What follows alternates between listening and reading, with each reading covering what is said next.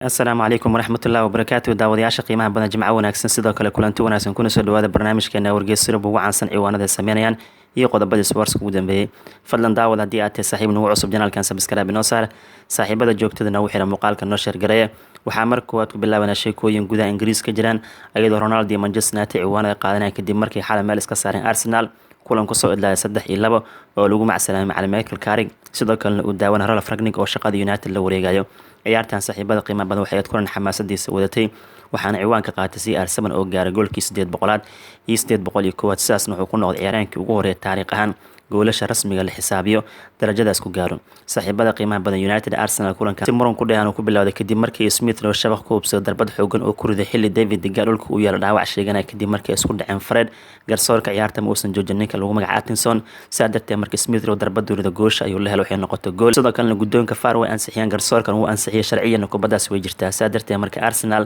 goolkii hoggaan ku qabteen ciyaartooyda Manchester way ka dhiidhiyeen laakiin ugu dambeyntii waa la ansixiyay United waxay ka qaadeen dabcan dhiirigelin xamaasad waxaa ku soo celiyay ciyaarta Bruno Fernandes qaybta hore dabcan hal daqiiqo ka dhiman kubada caawinteeda lahaa Fred saaxiibada qiimaha badan markii la isku soo laabtay waxaa ciwaanka qaatay CR7 oo shabaq ku hubsaday goolkii 800 waxaana kubadaas ka caawiyay Rashford Arsenal way soo laabteen 2 daqiiqo kadib Martin Odegaard ciyaarta ka dhigay 2-2 balse ugu dambeyntii garsoorka wuxuu dhigay gool kulaad kadib markii Fred qalad ku gal ninka lagu magacaabo Odegaard daqiiqadii 70aad waxaa qabsaday gool kulaadka ninka la isku haleyn karo CR7 oo shabaqa dabcan ku hubsaday sidaa darteed Ronaldo wuxuu ku jiraa waqtigiisa ugu fiican ciyaaryahankan lama gaari karo guusha uu siiyay Manchester United waxay kaga dhigan tahay haatan kooxdan waxay soo gaareen kaalinta toddobaad kala sareynta EPL waxay leeyihiin 22 dhibcood 14 kulan ciyaareen kaalinta afraad waxaa haatan 3 dhibcood kaliya kaga hayso kooxda West Ham United sidaa darteed marka United way soo laabteen kaalinta afraadna u dagaalami karaan saaxiibada qiimaha badan focuska aan saarno CR7 iyo dabcan ciwaanka uu sameeyay maadaama 800 gool uu gaaray weeraryahankan Portugiiska waxaan ognahay kulankii bilowga toddobaadkan Chelsea la ciyaaray kursiga kaadka la fariisay laakiin xal waa lagu soo bilaabay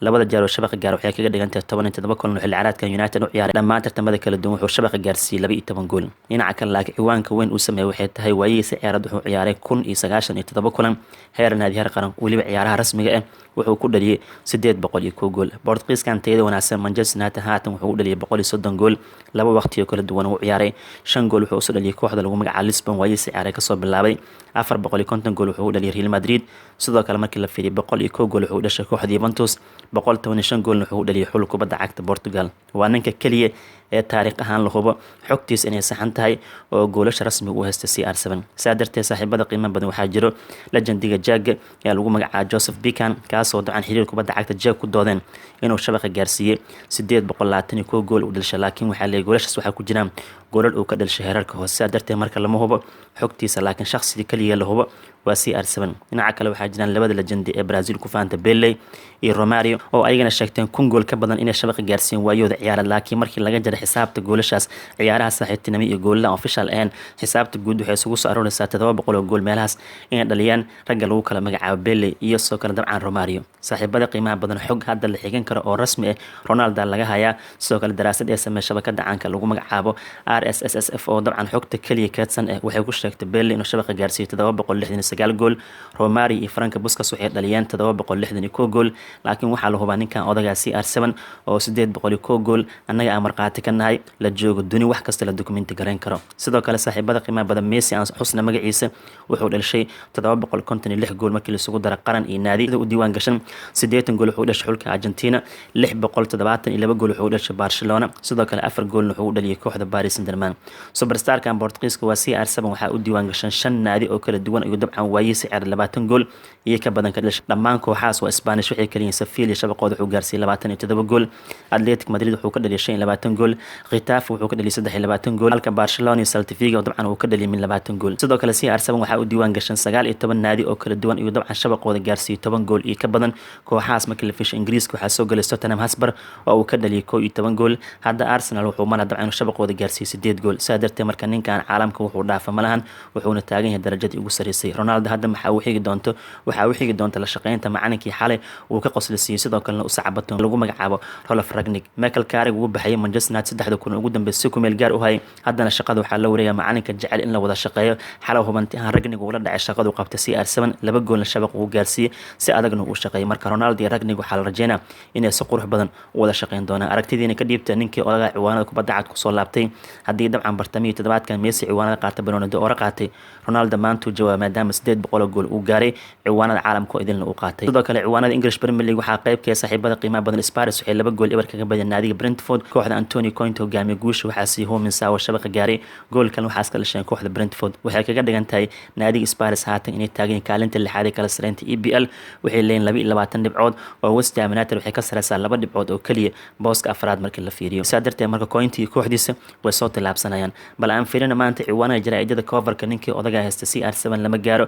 The Mirror waxay leeyihiin Ronaldo waqtigii loo baahnayo soo laabtay Manchester United wuxuu sii guul qaali ah Carrigan waxaa loo macsalaamay si sharaf ku dhahan dhinaca kale sidoo kale markii aan fiirino shabakada lagu magacaabo Star ayagana waxay leeyihiin Ronaldo oo dabcan qabsaday ciwaanada ayadoo uu xaalad daawanay Rolf Rangnick sidoo kale shabakada Express markii aan fiirino waxay leeyihiin gool crazy goolkii waalida ah maadaama 800 gool oo CR7 gaaray sadartee marka daawadaashka maanta waa maalintii Ronaldo coverska jaraa'idada Ingiriiska oo idil asiga haysta maadaama Manchester United guul qaali uu siiyay asigana personal achievement uu gaaray maadaama 800 gool uu xiray bal markaan aan fiirino sheekooyinka gossipka gudaha Ingiriiska jiro ciwaanka ugu horeeya waxaa qaadanaya Dominic Calvert-Lewin 24 jir waxaa markaan doonayay kooxda Arsenal waxay u arkaan bedelka Alexander Lacazette oo 30 jir oo qandaraaskiisa ku egay dhamaadka xilli ciyaareedkan sida haatan shabakada Mirror ee daabacayso dhinaca kale weeraryahanka Manchester United Edinson Cavani 34 jir wuxuu doonayaa xagaaga inuu ku biiro kooxda Barcelona oo wuxuu dhibsaday kursiga kaadka Man United sida haatan The Times ee daabacayso dhinaca kale Newcastle waxay doonaysaa qaar kamid ah ciyaartooyda Ingiriiska ah ee kooxooda dabcan ku dhiban waxaa kamid ah Jesse Lingard United ka tirsan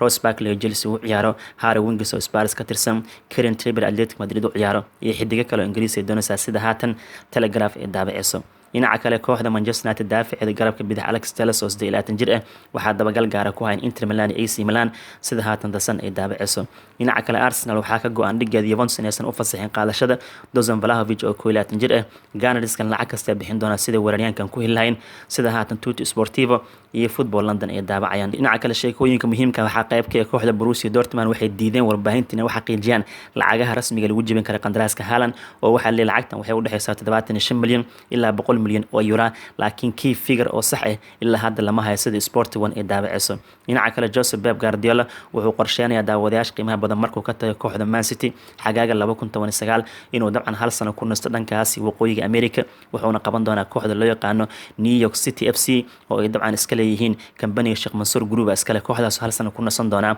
kadib waxaa laga yaabaa inuu xulka Spain qabto sida haatan shabakada 90 minute ee daabacayso dhinaca kale Liverpool waxay dardar gelinaysaa qaabkii ku soo qaadan lahayd Colombianka FC Porto ciyaar garbaha ka duulo ee lagu magacaabo Luis Diaz oo 24 jir waxay doonayaan bisha Janaayo si ay kaga marmaan Salah iyo Mane oo koobka qaramada Afrika aadayaan sida haatan marka ay daabacayso waxaan kaloo soo qaadan karnaa tababaraha cusub ee kooxda kubadda cagta Spurs Antonio Conte ayaa wuxuu dalbanayaa in lagu wareejiyo awoodda guud ee dhameystiran ee kooxda Spurs ciyaartooyda la keenay iyo kuwa la diray shaqadaasna uu ka bilaabi doono bisha Janaayo wuxuuna midaas weydiistay agaasimaha lagu magacaabo Fabio Baratici sida haatan Football Insider ee daabacayso sidoo kale warar kale soo qaadan karna waxaa qaybka Ousmane Dembele wakiilkiisa ciyaaraankan wuxuu kula taliyay daawadayaasha qiimo badan ama ay ka tashteen mustaqbalkooda ciyaarad waxayna u arkaan inaysan sii joogi karin kooxda Barcelona xilli dabcan Man United Newcastle baad goob ugu jiraan 24 jirkan laakiin Mundo Deportivo xilada Dembele weli wuxuu qabaa damac ku aadan inuu Shaafi la sii shaqeeyo dhinaca kale Ferran Torres ayaa la sheegay inuu weydiistay kooxdiisa Man City inay iska fasaxdo xilli ciyaaraankan la sheegay heshiis hordhac inuu la gaaro Barcelona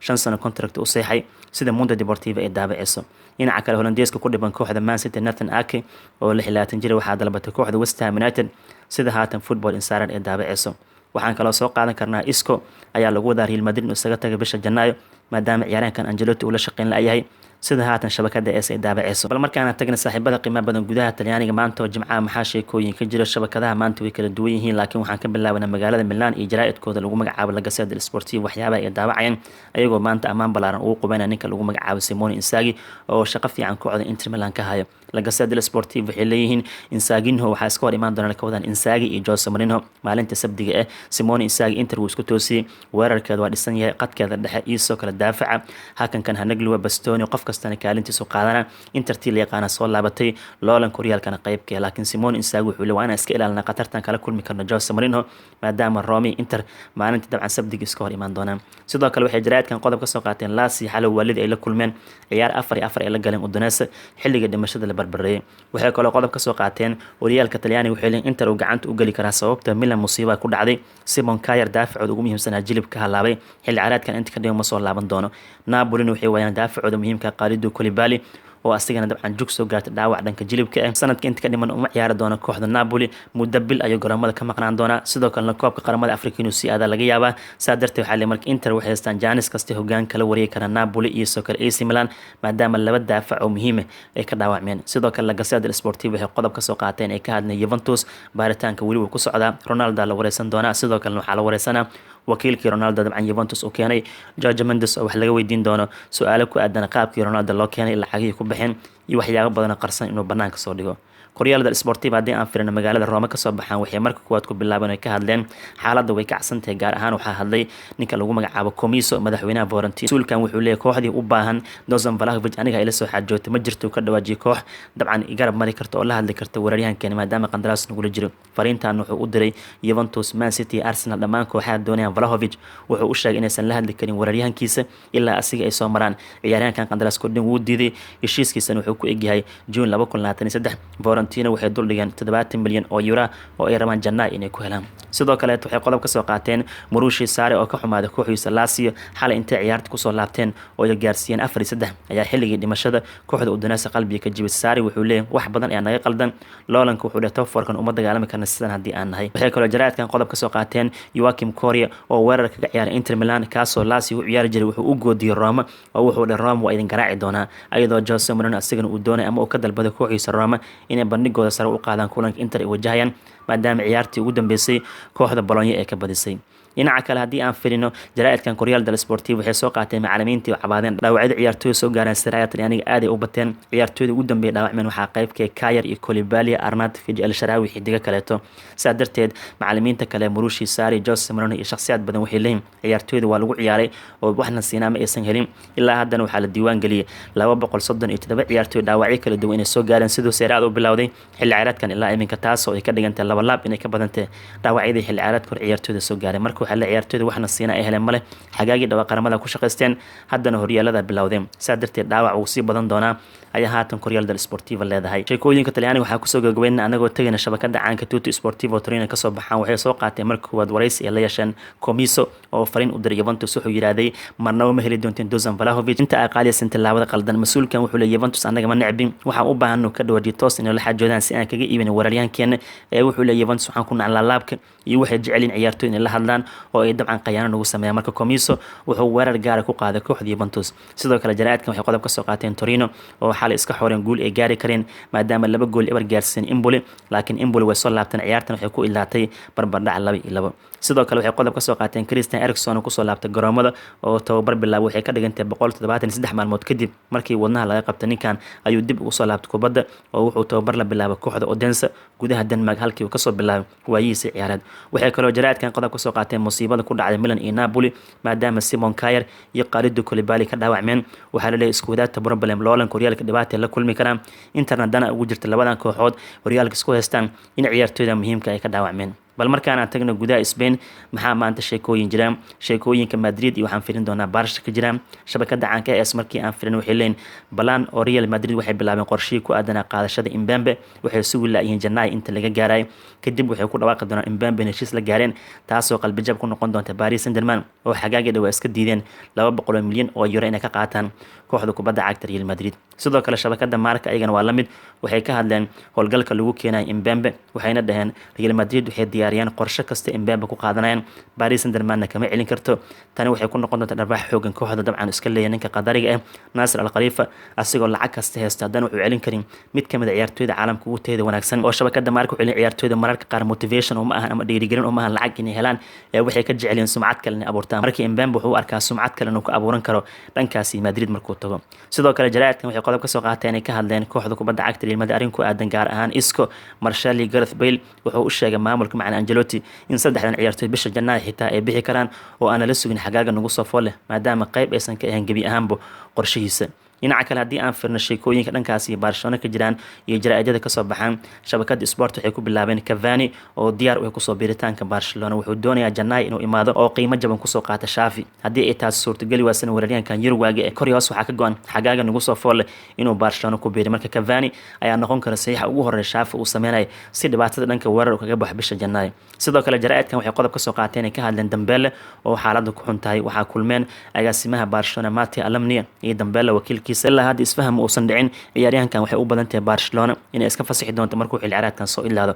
inkastoo Xavi rajo uu ka qabo shabakada caanka ee Mundo Deportivo markii aan firino coverka waxay siiyaan ciyaartoyda Barcelona ay kusoo qaadanayaan zero cost lacag la'aan kusoo qaadanayaan waxaa ugu horeeya Christensen oo Chelsea difaaca kaga ciyaaro Cavani oo Manchester United weerar kaga ciyaaro Cesar Azpilicueta oo Chelsea difaaca kaga ciyaaro iyo Andre Onana oo Ajax goosh ugu jira kaasoo qandaraaskiisa soo ilaalay inkastoo Onana heshiis raac uu la gaaray Inter Milan haddana Mundo Deportivo xilli ninkan ma diiday dib inuu ugu soo laabto Camp Nou oo uu dabcan goosha koowaad la wareego saa darteed marka Xavi wuxuu rabaa dhismaha Barcelona inuu sare u qaado wuxuu ogyahay macalinka meesha lacag inaysan oolin laakiin wuxuu wataa qorshe kasta oo uu kusoo jiidan karo ciyaartoyda caalamkooda ugu teeda wanaagsan ee qandaraaskooda soo ilaaday sidoo kale waxay jaraa'idkan qodob ka soo qaateen kooxda kubadda cagta Man City oo fasaxaysa Ferran Torres maadaama Barcelona heshiis ay la gaareen 5 sano contract weeraryahankan Barcelona waxa laga raba kaliya waxay tahay lacagihii laga raba 60 milyan ilaa 40 milyan oo euro inay soo raadiyaan si weeraryahankan ay u qaataan Janaayo dhinaca kale waxay jaraa'idkan qodob ka soo qaateen Barcelona oo ka fikiraysa sidii ay soo ceshanayaan ninka lagu magacaabo Adama Traore oo hadda koor akademigooda ka tirsanaan jiray wiilkan qiimihiisa hoos loo dhigay oo hadda saaxiibada qiimaha badan 18 milyan ilaa 20 milyan oo euro kaliya Wolves ku doonayaan maadaama qandaraaska dhin uu diiday heshiiskiisana waqti badan kama harin marka Adama Traore waxaa macquul liga inuu ku laabto oo uu Barcelona ku biiro daawadayaasha qiimaha badan guud ahaan barnaamijkeena ayaa wargeys sirb ugu caansan ciwaanada sameynayaan iyo qodobada sports ku dambeeyay intaasaan kusoo ilaalinaa fadlan daawad haddii aad tahay saaxiib nagu cusub janaalkan subscribe inoo saar saaxiibada joogtada nagu xira muuqaalka noo share garee waa ku mahadsantihiin daawashadiina asalaamu calaykum waraxmatullahi wabarakatu